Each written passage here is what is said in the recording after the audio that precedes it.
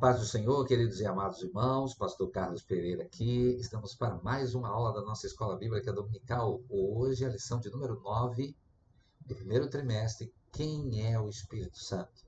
Teremos hoje, com certeza, uma aula que vamos tratar sobre a pessoa do Espírito Santo de Deus. Quem é o Espírito Santo? Uma aula direcionada para paracletologia, tá? E nós começamos iniciando falando, evidentemente, que o Espírito Santo, ele é mais do que uma força. Ele é muito mais do que uma força. O Espírito Santo não é uma influência, ok? O Espírito Santo não é uma influência, nem uma força divina. Ele é mais do que isso.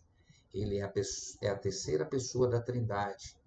Porque desde a criação até a consumação de todas as coisas, a sua presença é manifesta, sustentando, regenerando e capacitando, acima de tudo, o povo de Deus. Porém, ao longo da história, muitas heresias quiseram distorcer, vamos dizer assim, a sua identidade e a sua obra. Nesse estudo de hoje, nós estaremos vendo sobre esse assunto da paracletologia, que também é chamado de pneumatologia, né? Dentro do contexto teológico. Vamos recorrer também um pouco à história da igreja e vamos estar nos fortalecendo mais ainda sobre quem é o Espírito Santo, a sua divindade, os atributos e funções, a fim de fortalecermos nossa fé e nos protegermos contra falsos ensinamentos. Vamos juntos aprender a palavra de Deus. Nosso título é, nós estamos em uma sequência, né, em que estudamos sobre Cristologia na aula anterior, tá?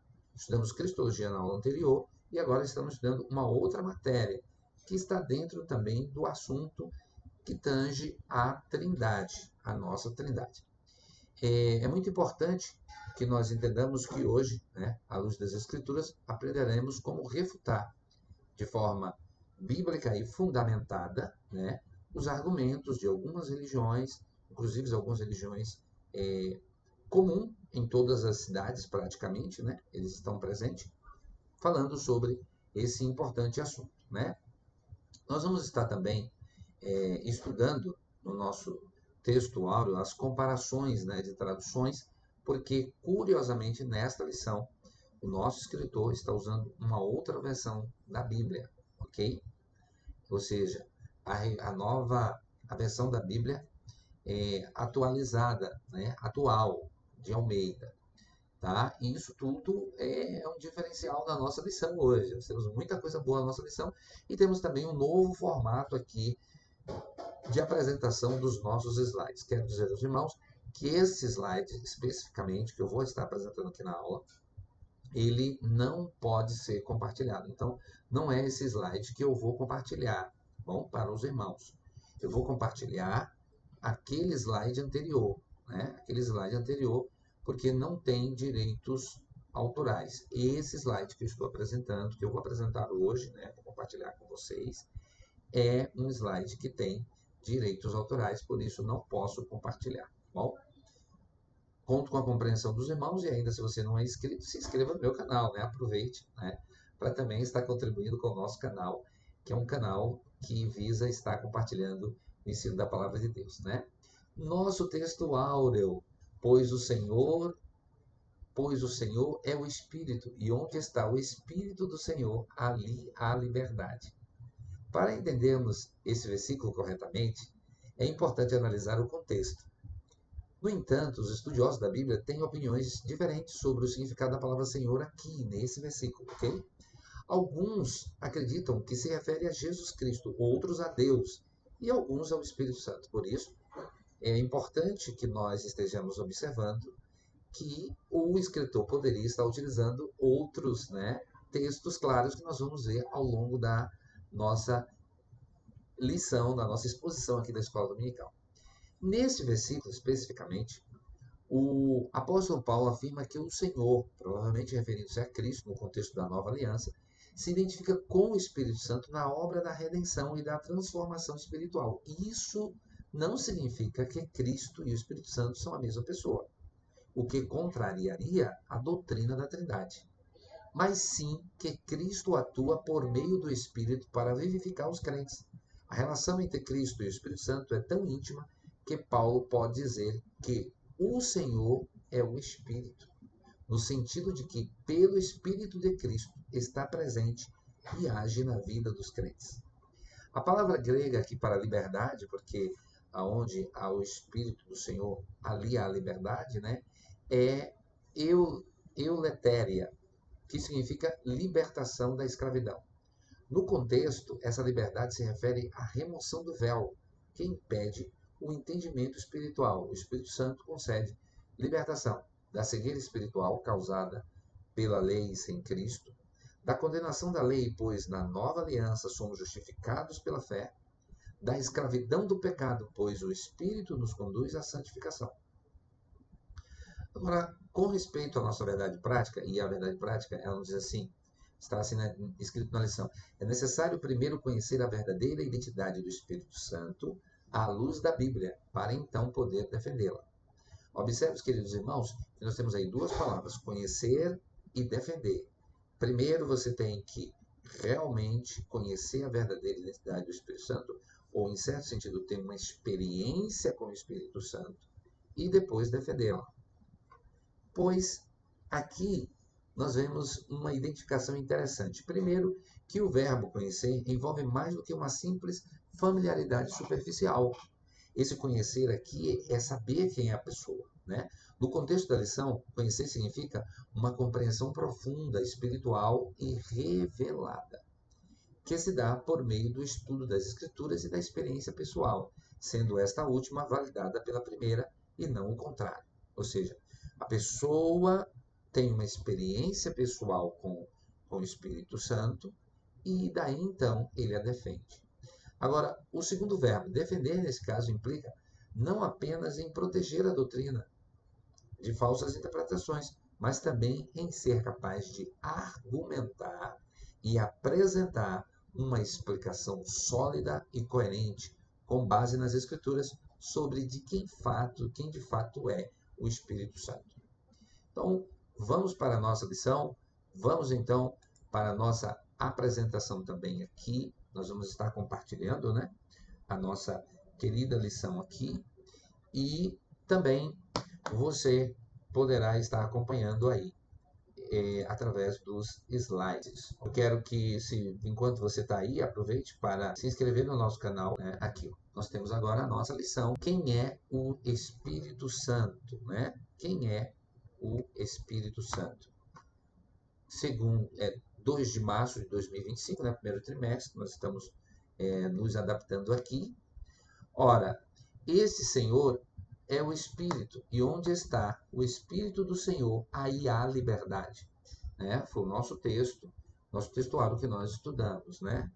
Aqui, ó, nova versão Almeida atualizada. Nossa verdade prática é necessário primeiro conhecer a verdadeira identidade do Espírito Santo, à luz da Bíblia, né?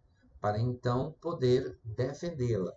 Não tem como, né? Nós acabamos de explicitar para os irmãos como você pode, em certo sentido, estar aprendendo assim de forma tão poderosa esse assunto maravilhoso que é não apenas só defender, né? Mas também estar, em certo sentido, conhecendo o Espírito Santo. Não é uma coisa que a pessoa em si ela vai unicamente, né, estar só defendendo. Não, ele tem que conhecer também. Agora vamos para o nosso texto bíblico, que está em João, capítulo 14, né, onde está inserida a nossa lição. Eu vou pegar aqui a minha lição. E você também, querido professor, pode estar, sem dúvida alguma, está também aprendendo aí, pegando a sua lição, conferindo os textos, conferindo as referências. Vamos então para a nossa leitura bíblica em classe. Que maravilhosa essa lição. Eu fiz algumas anotações aqui também, muito interessante essa lição, porque estudaremos sobre a pessoa do Espírito Santo. Nossa leitura bíblica em classe está, como está aqui na tela, João capítulo 14, versos 16, 17 e 26, e João capítulo 16, versículos 7 e 14. Diz assim: E eu rogarei ao Pai, e ele vos dará outro Consolador, para que fique convosco para sempre, o Espírito da verdade, que o mundo não pode receber, porque não o vê nem o conhece. Mas vós o conheceis, porque habita convosco e estará em vós. Mas aquele Consolador, o Espírito Santo que o Pai enviará em meu nome, vos ensinará todas as coisas e vos fará lembrar de tudo quanto vos tenho dito. Todavia, digo-vos a verdade, que vos convém que eu vá, porque se eu não for, o Consolador não virá a vós, mas se eu for, enviar-vos-ei. E quando ele vier, convencerá o mundo do pecado e da justiça e do juízo. Do pecado, porque não crê em mim. Da justiça, porque vou para meu Pai e não me vereis mais. E do juízo, porque já o príncipe deste mundo está julgado. Ainda tenho muito que vos dizer, mas vós não o podeis suportar agora. Mas quando vier aquele Espírito da verdade, ele vos guiará em toda a verdade, porque não falará de si mesmo, mas dirá tudo o que tiver ouvido e vos anunciará o que há de vir. Ele me glorificará, porque há de receber do que é meu e vou-lo-á de anunciar. Glória a Deus, que maravilha, porque esse texto ele é muito importante, né, no ensinamento aqui da palavra, no conhecimento, né, da palavra de Deus e assim, portanto, também estarmos estudando a preciosa palavra do Senhor. Como é importante, né, esse texto. Então vamos para o conteúdo da nossa lição, né, que é também muito importante, né? Introdução, né, a identidade do Espírito Santo é revelada nas Escrituras desde o livro de Gênesis até o Apocalipse. É fato que a igreja, desde os dias apostólicos, o reconhecia como Deus igual ao Pai e ao Filho. Todos nós precisamos estudar e conhecer essa verdade bíblica, pois desde a antiguidade existe heresia sobre a terceira pessoa da Trindade. Sempre houve, né? Essas heresias que hoje ainda permanecem. Essas heresias, elas estão presentes em todos os lugares e é por isso que nós precisamos estar estudando a palavra de Deus. Vamos para o primeiro tópico da nossa lição, mas antes, vamos passar pelos objetivos da nossa lição. O objetivo número 1 é mostrar o Espírito Santo como Consolador. O objetivo número 2 é correlacionar a deidade, os atributos e a obra do Espírito Santo. E número 3, identificar as heresias antigas, né? As heresias antigas e as formas como elas se apresentam atualmente. No nosso primeiro tópico, nós temos o Consolador. Olha o que diz a nossa lição. O outro Consolador. A palavra outro, nesta passagem, é no grego allos e significa outro, da mesma natureza, mesma espécie e mesma qualidade. Cristo prometeu enviar outro Consolador, allos, outro como ele, e não héteros, outro de tipo diferente. Observe, né? Esse texto, em primeiro lugar, é preciso destacar que esse é um texto de João 14:16, trinitário. Por quê? Porque ele faz referência às três pessoas da Trindade, né? As três pessoas da Trindade. Então vamos lá, para vocês verem aqui. Ele faz referência às três pessoas da Trindade. E eu pedirei ao Pai, Pai, né? E ele vos dará outro conselheiro para estar com vocês para sempre. O Espírito da verdade. O mundo não pode recebê-lo, porque não o vê nem o conhece. Mas vocês o conhecem, pois ele vive com vocês e estará em vocês. João capítulo 14, verso 16, é o texto onde nós estamos aqui frisando essa passagem sobre o Consolador. Em primeiro lugar, é importante destacar que aqui nós temos Jesus, o Filho, está falando e disse: eu pedirei ao Pai. Ou seja, isto mostra que o Filho não é o Pai. Ora, se ele vai pedir ao Pai, ele não é o Pai, né? Mas que ambos têm uma relação pessoal e ativa dentro da divindade. O Pai é aquele que enviará o Espírito. Olha que coisa maravilhosa. Indicando que ele também é distinto do Espírito Santo. Como é que Deus vai enviar o Espírito Santo se o Espírito Santo é Deus, vamos dizer assim, é o próprio Deus, né? Não, o próprio Deus Pai não. Cada um aqui tem uma função.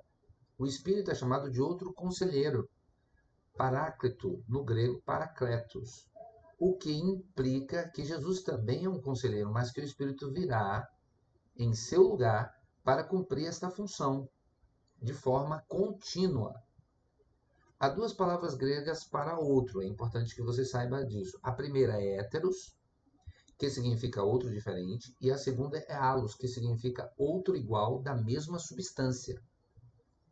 Em resposta à sua oração, o Pai enviará halos, paracletos, ou seja, outro paracletos, outro consolador. Hendrickson disse que o Espírito Santo é outro consolador e não um consolador diferente. Portanto, se Jesus é uma pessoa, o Espírito Santo deve também ser uma pessoa. Pela mesma razão, se Jesus é divino, o Espírito também deve ser divino. Olha que coisa interessante. Vamos para o segundo tópico da nossa lição, que agora nós vamos estar falando sobre o segundo tópico, né? O segundo tópico aqui é paracleto. Olha lá, o segundo tópico da nossa lição, o paracleto. O termo grego para paráclitos vem da preposição para, ao lado de, próximo, e do verbo kaleon, significa chamar, convocar, de modo que esta palavra significa defensor, advogado, intercessor, auxiliador, ajudador, paráclitos. Observe, isso aqui na nossa lição, queridos irmãos, está falando sobre João 16, 17, né? É o que está aí na nossa lição. O termo paracletos, né, aparece 4 vezes nos evangelhos. 4 vezes, evidentemente, no evangelho de João. E uma vez na primeira carta de João. Mas não ocorre em nenhum outro lugar do Novo Testamento ou na Septuaginta. Mas no Evangelho de João, Paracletos refere-se consistentemente ao Espírito Santo, enviado para estar com os discípulos após a ascensão de Jesus ao Pai. Nos textos helenísticos antigos, Paracletos designa um advogado, alguém que falava em favor de um acusado, não no sentido profissional moderno, mas como um amigo ou um patrono que intercedia por alguém. No Evangelho de João, uma das funções do Paracleto é testemunhar a favor de Jesus contra um mundo hostil. João 16, versos 7 e 13. Entretanto, o significado do termo não pode ser determinado apenas pelo seu uso no contexto helenístico. Não, de forma alguma. Por quê? É necessário analisar dentro do próprio Evangelho de João e das funções que lhe são atribuídas. Ou seja, o que o Paracleto ele faz? Ele conforta os discípulos após a partida de Jesus, né?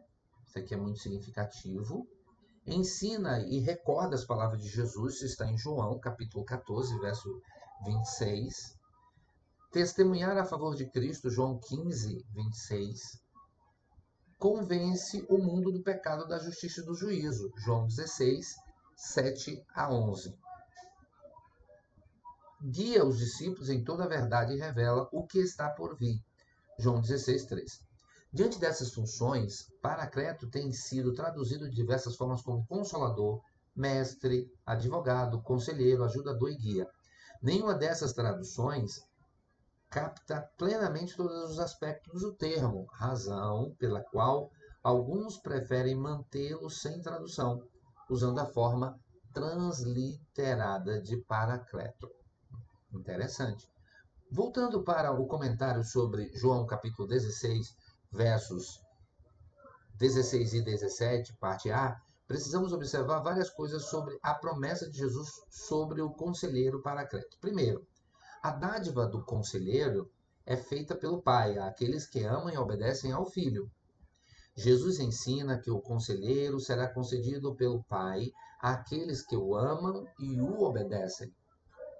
Isso não significa que o amor e a obediência dos discípulos tornaram eles merecedores deste dom, mas sim que o Pai dá o Consolador, o Conselheiro, àqueles que pertencem a Cristo. Os primeiros discípulos não eram modelos de perfeição espiritual, sabemos disso, eles tinham seus defeitos. E eles demonstravam esses defeitos e também a dificuldade deles de compreensão e também a fraqueza. Ainda assim, eles amavam Jesus e o seguiam.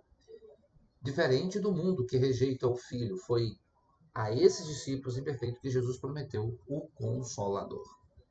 Em segundo lugar, a dádiva do Consolador é feita pelo Pai aos discípulos a pedido de Jesus, ou seja, Jesus pede ao Pai, né, que envie o Consolador.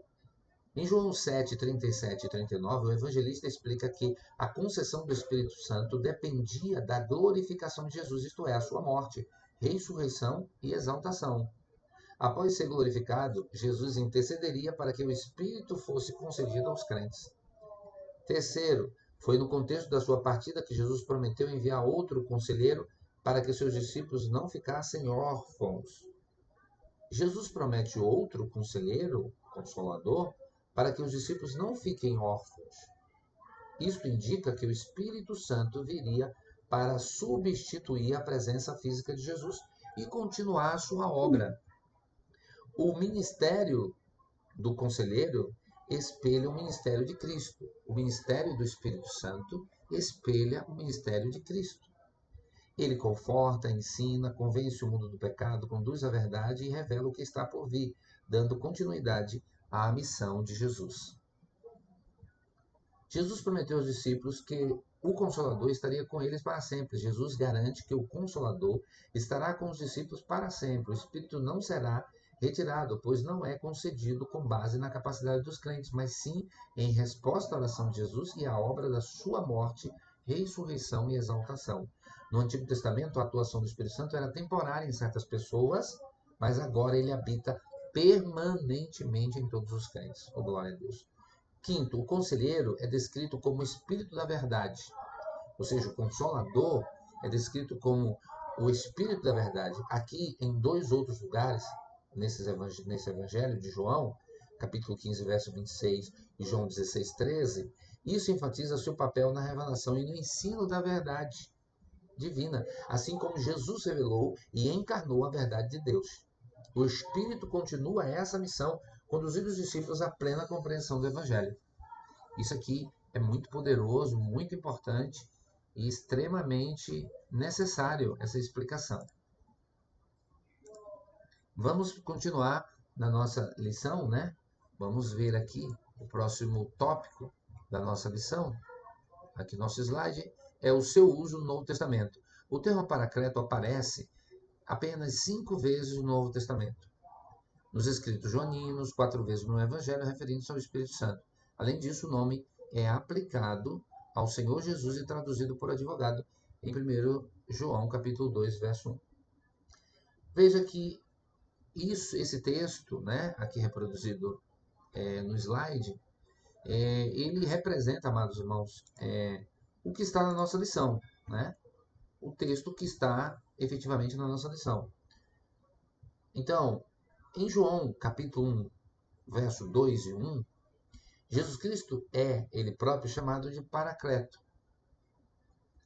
Ele é o auxiliador no sentido de ser o advogado ou intercessor junto ao Pai, no interesse dos crentes que cometem pecado.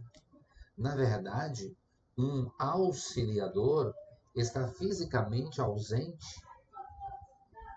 ou seja, além do mais, o primeiro auxiliador, embora fisicamente ausente, continuará sendo um auxiliador. Ele será o auxiliador deles no céu, ou seja, Jesus é o nosso auxiliador no céu. O outro auxiliador, que é o Espírito Santo, será o nosso auxiliador aqui na terra, porque a Bíblia diz aqui que vos enviará outro Consolador. Olha que coisa poderosa. E aqui, para a gente pegar o texto, mais precisamente aqui na nossa Bíblia Sagrada, 1 João, capítulo de número 2, verso 1, diz assim: meus filhinhos, essas coisas vos escrevi para que não pequeis. Se alguém pecar, temos um advogado que aqui é Paracleto, o Paraclito, que é o Consolador, para com o Pai, Jesus Cristo, o Justo. Estamos fazendo referência a esse texto bíblico, né? O outro será esse nosso. Então, nós temos um auxiliador no céu e um auxiliador na terra. Nós temos um consolador no céu e um consolador aqui na terra, que é o Espírito Santo. Veja, o primeiro pleiteia a causa dele junto ao Pai, ou seja, Jesus pleiteia a nossa causa junto ao Pai nos céus, está lá no céu. O segundo pleiteia a causa de Deus junto aos discípulos aqui na terra, junto a nós aqui na terra, né? Aleluia. Esse segundo auxiliador, além do mais, uma vez tendo chegado no Pentecostes, nunca mais deixará a igreja em nenhum sentido. Agora vamos para o próximo tópico da nossa lição, que é sua deidade, atributos e obras. Isso aqui é muito interessante, porque nós vamos trabalhar agora um pouco sobre os atributos, né, do Espírito Santo. Quais são os atributos do Espírito Santo, né? Mas antes faremos a sinopse do primeiro tópico. O Espírito Santo é o nosso Consolador, o nosso auxiliador em todos os momentos, né? Agora vamos para o segundo tópico, sua deidade, atributos e obras. Bom, sua deidade. O Espírito Santo é Deus. A divindade do Espírito Santo é revelada na Bíblia de maneira que os nomes Deus e Espírito Santo aparecem sempre de forma alternada, tanto no Antigo Testamento quanto no Novo. Vamos analisar o quadro a seguir e vamos trabalhar isso aqui, porque vamos pegar referências do Velho Testamento com uma explicação, né? Fazendo uma comparação também com versículos no Novo Testamento, ok? Vamos lá? Juízes capítulo 15, verso 14. Olha o que diz Juízes 15, 14 e Juízes 16, 20. Olha lá. O Espírito do Senhor possantemente se apossou dele, Sansão. Aí em Juízes 16, 20, não sabia ele que já o Senhor se tinha retirado dele. Observe, observe. O Espírito do Senhor em Juízes 15, 14 e o Senhor em Juízes 16, 20 aparecem de forma alternada na vida de Sansão, mostrando que o texto equipara a ação do Espírito à do próprio Deus. A do próprio Deus, sem dúvida alguma. Porque é citado aqui o próprio Deus, né? O Espírito Santo, o Espírito do Senhor e o próprio Deus. Vamos para outro versículo? Vamos fazer agora uma comparação de dois versículos, um no Velho Testamento, no Antigo Testamento, e o outro no Novo Testamento. Êxodo 17, 7, versus Hebreus capítulo 3, verso 7. Olha o que diz Êxodo 17, 7. Portanto, tentaram ao Senhor. Aí já lá em Hebreus, fazendo referência a esse episódio de Êxodo, diz assim, Hebreus 3, 7, 9, por isso, como diz o Espírito, me tentaram. O que em Êxodo é atribuído ao Senhor, Javé, em Hebreus é atribuído ao Espírito Santo, evidenciando que o Espírito é identificado como Deus. Agora vamos para Samuel, capítulo de número 20, segundo livro de Samuel, capítulo de número 23, versículos 2 e 3. O Espírito do Senhor fala por meu intermédio, e a sua palavra está na minha língua, disse o Deus de Israel. Aqui, Espírito do Senhor e Deus de Israel são mencionados de forma intercambiável, indicando a mesma natureza divina. Agora vamos para a referência de Atos, capítulo 5, versos 3 e 4. Ananias, por que encheu Satanás o teu coração para que mentisses ao Espírito Santo? Não mentistes aos homens, mas a Deus. Observe, esse episódio que trata efetivamente daquela situação em que Ananias e Safira, sua esposa, ele tenta enganar os discípulos, né? Tenta enganar a Pedro. Observe, é uma situação em que o próprio apóstolo Pedro, ele diz assim, que se ele estava mentindo ao Espírito Santo, ele estava mentindo a Deus, não estava mentindo aos homens. Mentir ao Espírito Santo é mentir a Deus, mostrando a plena divindade do Espírito. Em 1 Coríntios capítulo 3, verso 16, não sabeis vós que sois santuários de Deus e que o Espírito de Deus habita em vós? Ser santuário de Deus equivale a ser habitado pelo Espírito de Deus, o que mostra a identidade divina do Espírito Santo. Agora, observe segundo a carta do apóstolo Paulo aos Coríntios, capítulo 3, verso 16 a 18. Ora, o Senhor é o Espírito, e onde está o Espírito do Senhor, aí há liberdade. Paulo chama o Espírito do Senhor, mostrando que ele possuía a mesma natureza divina do Pai e do Filho. Veja que coisa interessante, né? É bem interessante quando nós analisamos esses quadros aqui. Vamos dar uma voltadazinha aqui para cá, para que a gente possa comentar um pouquinho mais com vocês, esmiuçar um pouco esse texto, né? Olha que coisa interessante. A nossa lição, né? O texto da nossa lição diz assim: a divindade do Espírito Santo é revelada na Bíblia de maneira que os nomes Deus e Espírito Santo aparecem simultaneamente. Agora veja, vamos usar o texto do livro de apoio, pois está claro e organizado. Comparado com Hebreus, né? Porque tentaram o Senhor dizendo: está o Senhor no meio de vós ou não? Por isso, como diz o Espírito, hoje, se ouvirem a sua voz, não endureça o coração como foi na rebelião, no dia da tentação do deserto, onde os pais de vocês me tentaram, pondo-me à prova e viram as minhas obras durante 40 anos. O Antigo Testamento ensina que os filhos de Israel tentaram a Javé, entretanto o Novo Testamento afirma que ele é identificado como o Espírito Santo. Quando você vai para aqui, ó, Atos, capítulo 5, verso 3, então Pedro disse: Ananias, por que você permitiu que Satanás enchesse o seu coração para que você mentisse ao Espírito Santo, retendo parte do valor do campo? Não é verdade que, conservando a propriedade, seria sua, e depois de vendida, o dinheiro não estaria em seu poder? Por que você decidiu fazer uma coisa dessas? Você não mentiu para os homens, mas para Deus. Veja que Deus e Espírito Santo, nesta mesma passagem, são uma mesma divindade. Primeiro, o apóstolo diz que Ananias mentiu ao Espírito Santo, né? E depois, o mesmo Espírito é chamado de Deus, né? Então, são provas evidentes da deidade do Espírito Santo. É importante explicitar isso, porque essas são as bases bíblicas que nós temos para afirmar que o Espírito Santo é Deus. Essas aqui são as bases bíblicas. É aqui que você tem os argumentos. Então, esses versículos, né, como está no quadro aí da nossa lição, que você, quando você pega a lição lá, você vai ver, né,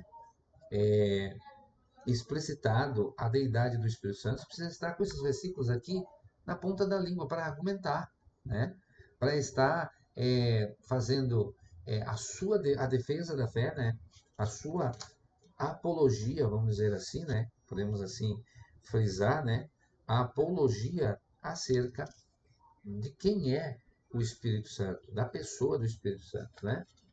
Isso é muito importante, sua deidade. Então, na lição você tem esses versículos, mas aqui você tem, né, como eu mostrei aqui no quadro, né, você tem muito mais bem explicitado aqui, ó. Isso aqui é muito importante para você apresentar bem para o seu aluno ali da escola dominical. Agora vamos para o próximo, né? Vamos para o nosso próximo assunto, que é os seus atributos, né? Agora vamos para os seus atributos. A divindade do Espírito Santo é revelada na Bíblia também nos seus atributos divinos. Como aconteceu com o Senhor Jesus Cristo, nós vamos ver também que o Espírito Santo, ele é onipotente. Romanos capítulo 15, verso 19, ele é onipresente. Salmo 139, 7 e 10, você vai ver ele aqui, né? Atos capítulo 5, verso 3 e 9, Romanos 8, 26 e 27, e ele também é eterno. Então, quais são os atributos de Deus que o Espírito Santo também tem? Onipresente, onisciente, onipotente e eterno, né? Voltando aqui, vamos lá. Então, quando a gente fala sobre os atributos do Espírito Santo, o Espírito Santo é onipotente. Romanos capítulo 15, verso 19. Vamos lá. com o poder de sinais e prodígios, com o poder do Espírito de Deus, de tal maneira que desde Jerusalém e arredores até o Ilírico tenho divulgado o Evangelho de Cristo. O apóstolo Paulo faz referência com o poder de sinais e prodígios, com o poder do Espírito de Deus, de tal maneira que desde Jerusalém e arredores até o Ilírico tenho divulgado o Evangelho de Cristo, ou seja, no poder do Espírito, demonstrando o poder espiritual. Segunda coisa, o Espírito Santo é onipresente. Aí você tem ali na citação o Salmo de número 139, 7 e 9. Para onde me irei do teu Espírito? Ou para onde fugirei da tua face? Se subir aos céus, lá estás. Se fizer no inferno a minha cama, eis que ali estás. Se tomar as asas da alva e me detiver nos confins do mar, até ali a tua mão me guiará e a tua destra me susterá. O Espírito Santo é onipresente. Agora, o Espírito Santo é onisciente. Primeira carta do apóstolo Paulo aos Coríntios, capítulo de número 2, versículos 10 e 11. Mas a nós nos revelou Deus pelo Espírito, porque o Espírito penetra todas as coisas, ou glória, até mesmo as profundezas de Deus. Pois qual dos homens sabe as coisas do homem, senão o espírito do homem que nele está? Da mesma forma, ninguém sabe as coisas de Deus, senão o Espírito de Deus. Então, o Espírito Santo é onisciente. Agora, o Espírito Santo é eterno. Hebreus capítulo 9, verso 4. Olha o que aqui diz.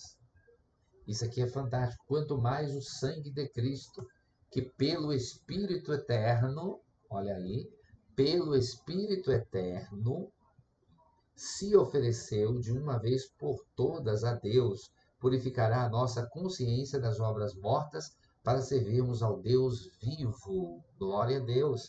Ou seja, o Espírito é eterno. O Espírito é eterno. O Espírito Santo também é criador. Não está ali, né, naquele slide, mas nós podemos citar aqui. Jó 26, 13 diz: pelo seu espírito o céu é belo, sua mão perfurou a serpente fugaz. Jó 33, verso 4: o Espírito de Deus me fez e o sopro do Todo-Poderoso me dá vida. Salmo 104, 30: envias o teu Espírito e são criadas, e assim renovadas a face da terra. Glória a Deus. O Espírito Santo é fonte de poder e de milagres também. Oh, glória. Olha que coisa poderosa. Mateus capítulo de número 12, verso 28. Mas se eu expulso os demônios pelo Espírito de Deus, certamente é chegado a vós o reino de Deus. Atos capítulo 2, verso 4. E todos foram cheios do Espírito Santo e começaram a falar noutras línguas, conforme o Espírito lhes concedia que falassem. 1 Coríntios capítulo 12, verso 9 e 11. Há outro fé pelo mesmo Espírito, há outro dons de curar pelo mesmo Espírito, há outro operações de maravilhas, de milagres, há outro profecia, há outro discernimento de Espírito, há outro variedade de línguas, há outro interpretação de línguas, mas um só e o mesmo Espírito opera todas essas coisas, distribuindo particularmente a cada um como quer. Glória a Deus, que coisa poderosa. Os seus atributos pessoais. Quais são os atributos pessoais, né, do Espírito Santo? Vamos lá. O Espírito Santo ensina, o Espírito Santo fala, o Espírito Santo guia, o Espírito Santo clama, o Espírito Santo convence, o Espírito Santo testifica, o Espírito Santo escolhe os obreiros, o Espírito Santo julga, o Espírito Santo intercede, o Espírito Santo impede, o Espírito Santo se entristece. Gente, quando a gente analisa esses textos, né, e que a gente começa a citar essas passagens bíblicas, nós vamos ver que não tem como, com todos esses atributos, ser uma força ativa de Deus, né? Ser uma pomba, como alguns acham, né? Que o Espírito Santo é só um símbolo. O Espírito Santo é mais que isso. O Espírito Santo é a terceira pessoa da Trindade porque ele tem atributos específicos de Deus. Ele tem atributos que só Deus tem. Ele tem capacidade de realização de milagres que só Deus tem, né? Isso é muito poderoso, meus amados irmãos. Isso aqui é um argumento muito forte e, portanto, vale a pena toda a nossa dedicação em poder estar, amados irmãos, passando, né, essas instruções acerca de quem é o Espírito Santo. Essa lição é muito importante porque o Espírito Santo habita em nós, né? O relacionamento do cristão com o Espírito Santo faz com que ele cresça espiritualmente. É o Espírito Santo que nos ensina, é o Espírito Santo que nos direciona, que nos fortalece, é o Espírito Santo que nos anima, que intercede por nós. Então, nós convivemos hoje com o Espírito Santo. Essa é a dispensação do Espírito Santo. Essa é a dispensação porque o Espírito Santo está conosco, está em nós, ele habita conosco, né? Agora vamos para o terceiro tópico aqui da nossa lição, para que nós possamos estar aí trabalhando um pouquinho mais, né, sobre a nossa lição aqui e assim estarmos aprendendo um pouco mais. Vamos agora para as suas obras. São inúmeras as obras ou as obras de Deus efetuadas pelo Espírito Santo. Vamos lá para essa obra, vamos lá. Ele gerou Jesus Cristo, ele dá a vida eterna, ele guia o seu povo, é o Senhor da igreja e santificador dos fiéis. Que glória! Olha que coisa maravilhosa. Agora vamos esmiuçar um pouco mais aqui desse assunto tão poderoso que essa parte que trata efetivamente das obras do Espírito Santo. Vamos destrinchar um pouco mais essa parte aqui do texto, porque é de grande valia para nós. Veja bem, a obra do Espírito Santo, o ministério de Jesus, há 10 eventos no ministério de Jesus que o Espírito Santo se manifesta, tá? Há 10 eventos em que o Espírito Santo está conectado com a pessoa de Jesus. Vamos lá. No seu nascimento, no seu batismo, na sua tentação, no seu início do ministério evangelístico ou evangélico, na expulsão dos demônios, sua alegria, sua expiação, ou glória, sua ressurreição, sua doação e no envio do Espírito Santo. Ele doou e também enviou o Espírito Santo. Se você for analisar o nascimento, né, Jesus, o Espírito Santo estava presente, porque Jesus foi gerado por obra e graça do Espírito Santo. No seu batismo, uma pomba pousa sobre ele. Na sua tentação, ele foi conduzido pelo Espírito ao deserto. Oh, glória! No início do seu ministério, então, pela virtude do Espírito, voltou Jesus para a Galiléia. Ou seja, era a virtude do Espírito Santo que fez Jesus voltar a Galiléia para escolher os seus discípulos. Ele expulsava os demônios. Sua alegria, naquela mesma hora, Lucas capítulo 10, verso 21, naquela mesma hora se alegrou Jesus no Espírito. Sua expiação, Hebreus capítulo 9, verso 13 e 14, veja o que diz, que pelo Espírito eterno se ofereceu a si mesmo, imaculado, a Deus. Na sua ressurreição, Romanos capítulo 8, verso 11, e se o Espírito daquele que dentre os mortos ressuscitou a Jesus habita em vós, olha aí, falando que o Espírito ressuscitou a Jesus. A doação e envio do Espírito Santo foi amplamente falado, ele prometeu, né? Não se ausente de Jerusalém até que do alto sejais revestidos de poder, mas recebereis a virtude do Espírito Santo que há de vir sobre vós, e ser-me-eis testemunhas tanto em Jerusalém, como em toda a Judéia e Samaria e até aos confins da terra. Jesus estava prometendo que o Espírito Santo iria ser derramado, aleluia, e que iria dar poder aos discípulos para evangelizarem. Obras específicas relacionadas ao Espírito Santo.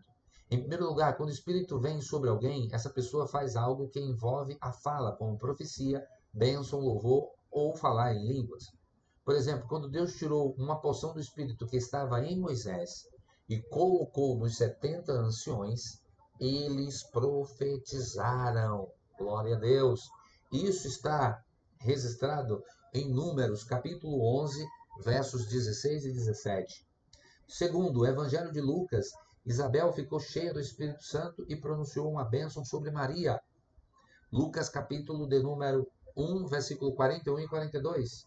Da mesma forma, Zacarias ficou cheio do Espírito e profetizou. Lucas capítulo 1, verso 67. E o Espírito Santo estava sobre Simeão, que veio ao templo, aleluia, no Espírito, e bendisse a Deus, aleluia. Isso está em Lucas capítulo 2, versículos 25 a 32. No que diz respeito à revelação escrita com autoridade, a fala divina acontece por meio da inspiração da Escritura. Esta obra é particularmente atribuída ao Espírito Santo. Isso está na segunda carta do apóstolo Pedro, capítulo de número 1, versículo 19 ao 21, pois fala que os homens falaram inspirados pelo Espírito Santo. Outra coisa, outra obra específica relacionada ao Espírito Santo. A segunda obra é o papel que o Espírito Santo tem na redenção. Todos os benefícios que Deus providencia em Jesus chegam aos cristãos por intermédio do Espírito Santo de Deus, que os une a Cristo e a sua obra salvadora. Embora ele certamente estivesse envolvido na criação do mundo, o papel particular do Espírito Santo na salvação é o de recriar os seres humanos decaídos e aperfeiçoá-los, produzindo a plena conformidade com a imagem de Jesus Cristo. Glória a Deus. É o Espírito Santo que nos transforma semelhante a Jesus, né? Isso é muito forte, porque existe até uma poesia interessante que alguns pregadores utilizam, né? Que diz o seguinte, que o crente sem o Espírito Santo é semelhante à matemática sem os números. É semelhante a um vaso sem o conteúdo do vaso, sem as flores. É como um dia de sol sem o sol. É como o português sem os verbos. É como uma vida vazia. O Espírito Santo é quem nos vivifica. O Espírito Santo é quem nos anima. Jesus disse, a carne é fraca, o Espírito é quem vivifica. Isso é muito poderoso. Agora, outra obra específica relacionada ao Espírito Santo. Em terceiro lugar, quando os cristãos creem no Evangelho, eles são unidos ao corpo de Cristo e enchidos com o Espírito Santo, tornando-se templos do Espírito, o que significa que o Deus triuno habita nos crentes por intermédio do Espírito Santo. Oh, glória a Deus! Olha que coisa poderosa, né?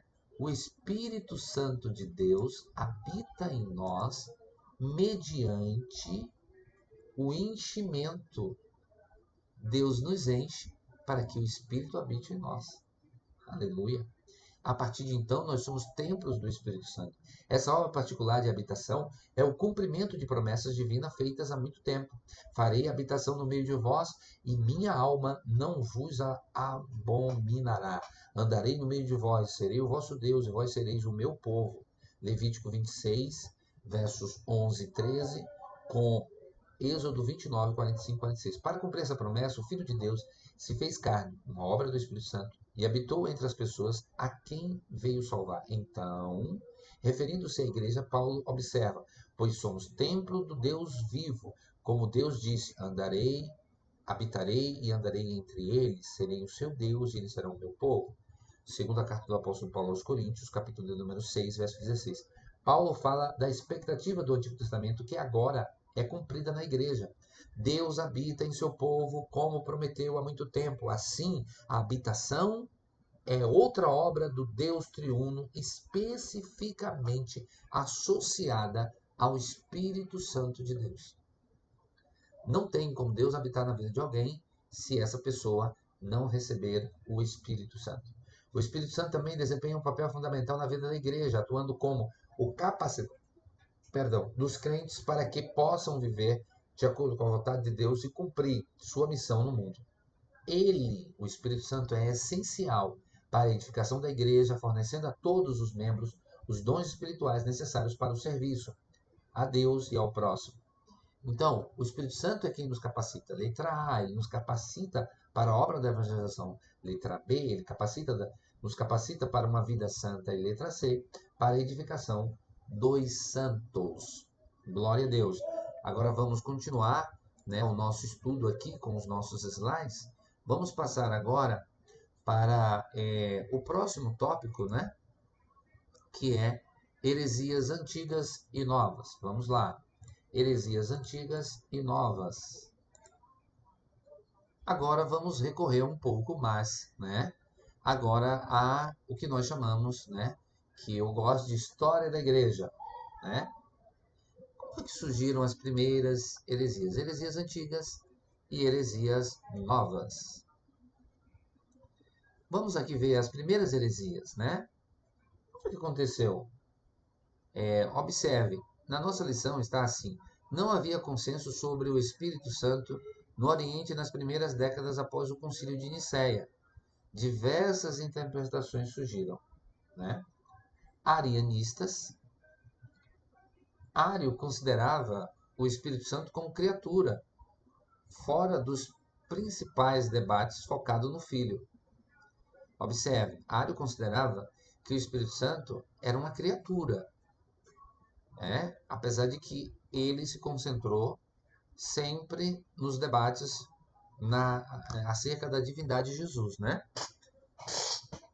Eunômio via o Espírito Santo como a mais nobre das criaturas produzidas pelo Filho a pedido do Pai. Que coisa, né? Imagine a visão arianista e Eunômio, né? Que era um homem que defendia também o arianismo, dizia que o Espírito Santo era uma criatura, a mais nobre criatura criada por Deus, né?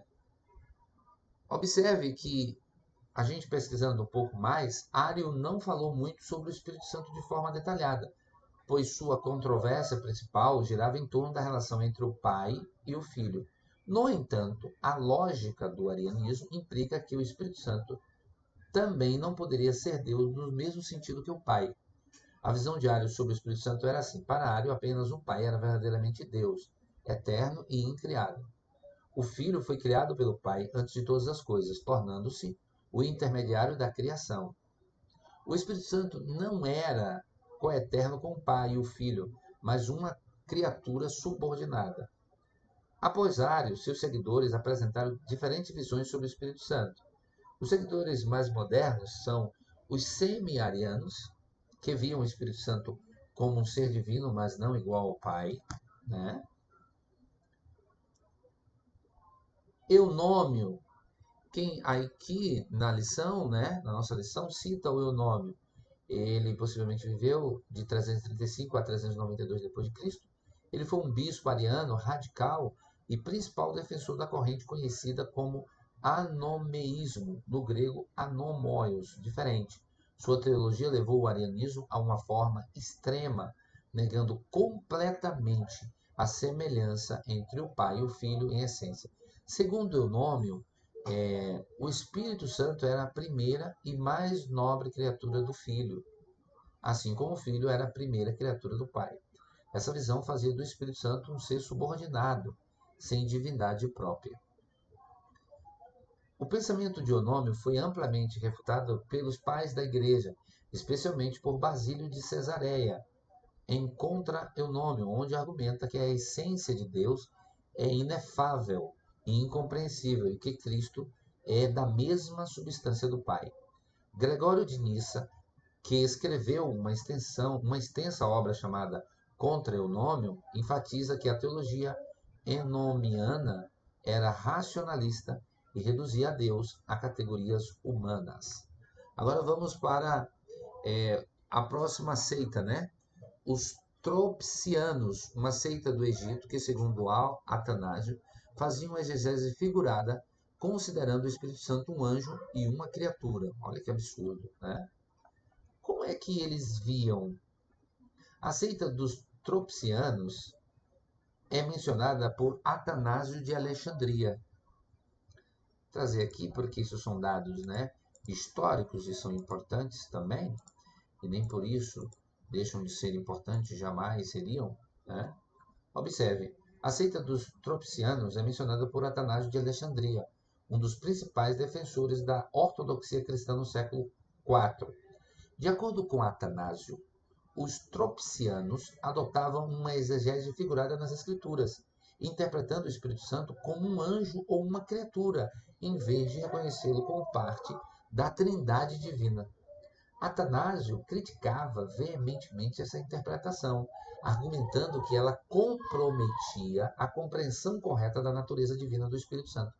Ele enfatizava que o Espírito Santo é consubstancial com o Pai e o Filho, compartilhando da mesma essência divina, e não uma mera criatura ou ser angelical. Infelizmente, as informações sobre os tropsianos são escassas, e a maior parte do que sabemos provém das críticas de Atanásio. Sua oposição a essa seita reflete as intensas disputas teológicas da época, especialmente em relação à natureza da Trindade e à divindade do Espírito Santo. Para um estudo mais aprofundado sobre as heresias relacionadas ao Espírito Santo e as controvérsias teológicas do período, recomenda-se consultar as obras de Atanásio, se você puder ter acesso, pesquisar, como as cartas a Serapião, onde ele aborda essas questões em detalhes. Vale a pena pesquisar, né? Eu me lembro que, ministrando essas aulas aqui, eu encontrei um aluno da escola dominical aqui da nossa cidade, em Camaçari, e ele disse, pastor, nasceu uma curiosidade para saber quem era Irineu, e eu fui pesquisar, né? Quem era Irineu, a importância dele para a história da igreja ali, para os primeiros séculos, né, da igreja cristã. E como é bom, porque esses nomes são novos, né, para nós, são coisas assim, são nomenclaturas pouco usadas, né, mas é na escola dominical o lugar certo para a gente aprender. Agora vamos para os pneumatomacianos. Eita glória! Surgiram após os tropsianos, negando a divindade do Espírito Santo. O termo pneumatochoi significa opositores do Espírito. Eustáquio de Sebaste foi o principal defensor desta heresia. Os pneumatomacianos,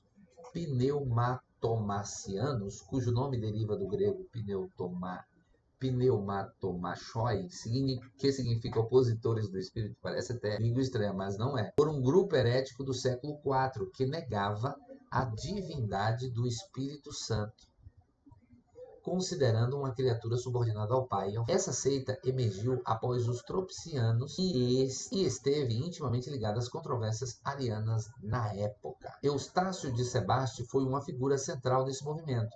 Originalmente um asceta rigoroso, introdutor do monasticismo na Ásia Menor, Eustáquio adotou posições semi-arianas e tornou-se um dos principais defensores da negação da divindade do Espírito Santo. Ele liderou a comunidade dos pneumatomacianos, promovendo a ideia de que o Espírito Santo não compartilhava da mesma essência divina que o Pai e o Filho. A resposta ortodoxa a esta heresia foi articulada por teólogos como Basílio de Cesareia, que escreveu o Tratado sobre o Espírito Santo para refutar as alegações dos pneumatomacianos.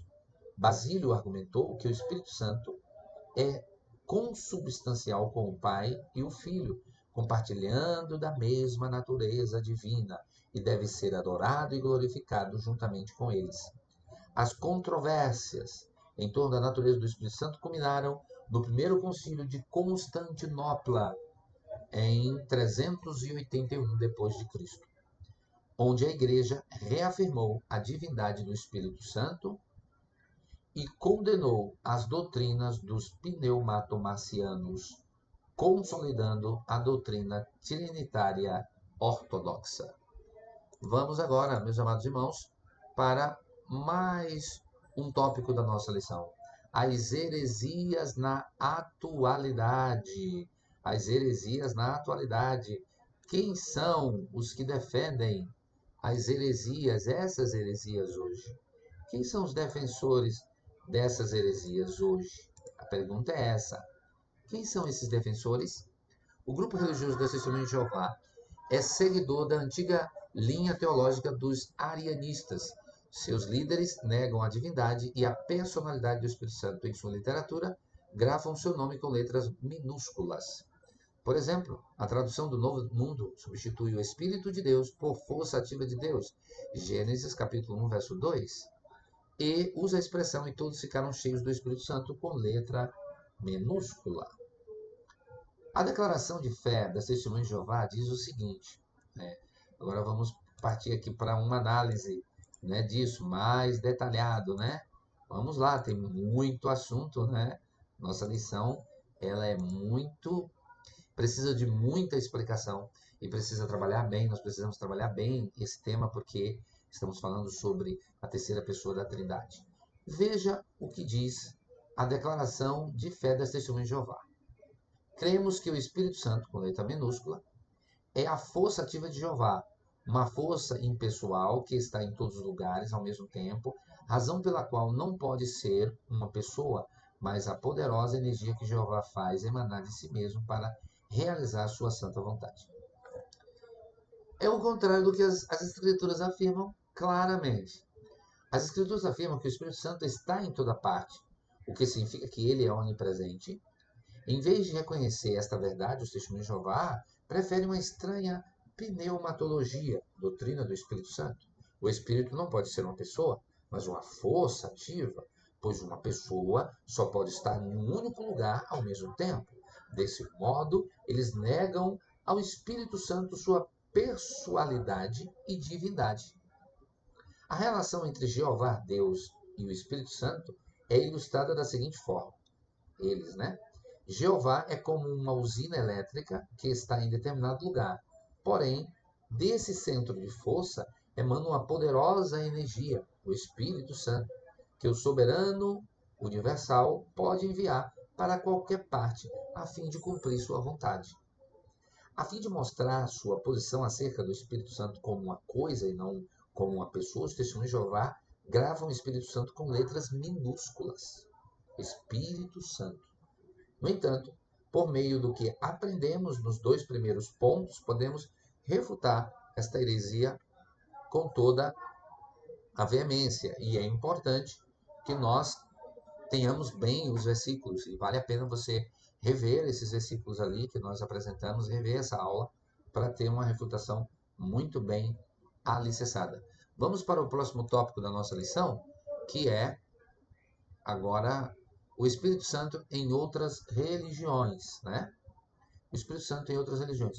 A nossa lição diz o seguinte: em algumas religiões no Oriente, a noção sobre o Espírito Santo é confusa, mas se aproxima do pensamento antigo dos heresiarcas, de modo que não há nada novo debaixo do sol. Eclesiastes capítulo 1, verso 9. Veja, no Alcorão há uma referência a um consolador, que alguns estudiosos muçulmanos acreditam ser Maomé. Esse entendimento está relacionado a passagens específicas no Novo Testamento, em que Jesus fala sobre o Paraclito, ou Consolador, do grego Paracletos, que seria enviado após ele, que seria enviado após Jesus, claro. Alguns muçulmanos afirmam que essa referência é a previsão de Maomé e não do Espírito Santo, baseando-se na suposição de que a palavra Paraclito foi distorcida. Agora, resposta de muçulmano à pergunta: quem é o Espírito Santo? Para nós, isso é um muçulmano, ele está respondendo na visão deles o que é o Espírito Santo. Para nós, o Espírito Santo é o anjo Gabriel. Nós não acreditamos que o Espírito Santo seja uma divindade que fala conosco em nossas cabeças. Se queremos falar com Alá, fazemos duas. Se queremos que Alá fale conosco, lemos o Alcorão. O engraçado sobre o Espírito Santo é que todos os cristãos afirmam tê-lo. Protestantes, católicos, mormons, todos têm o Espírito Santo, mas acreditam em uma doutrina diferente e uma Bíblia diferente. Essa é a explicação de um muçulmano para o Espírito Santo. Agora, nós estamos chegando ao final da nossa lição, né? Nosso estudo bíblico. E olhe, o Espírito Santo, como nós apresentamos aqui, né? Já falamos um pouco sobre os muçulmanos.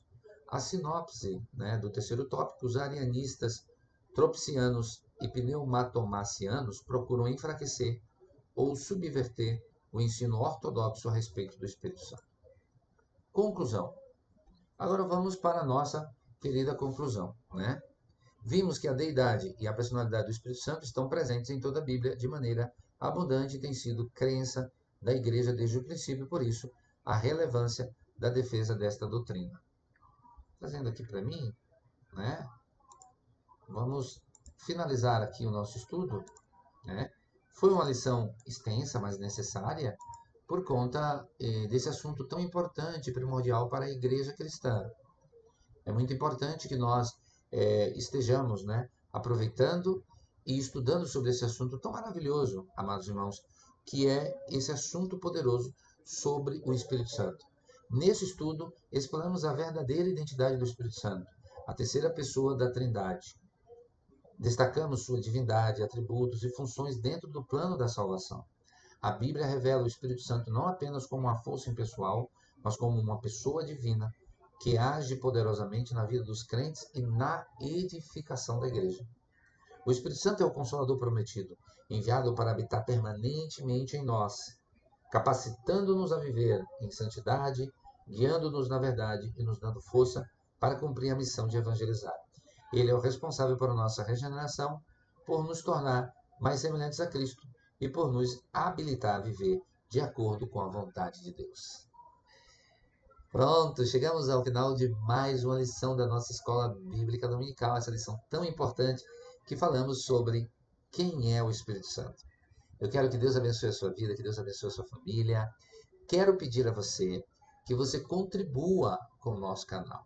Se você é pastor de igreja e tem e precisa de um certificado digital, na descrição desse vídeo você pode agendar, né, uma videoconferência e tirar o seu certificado digital, ou seja, o certificado digital da igreja. Se você é pessoa física e quiser também ter um certificado digital, nós também temos. Você pode agendar também, fazer a sua videoconferência e você vai ter um certificado digital.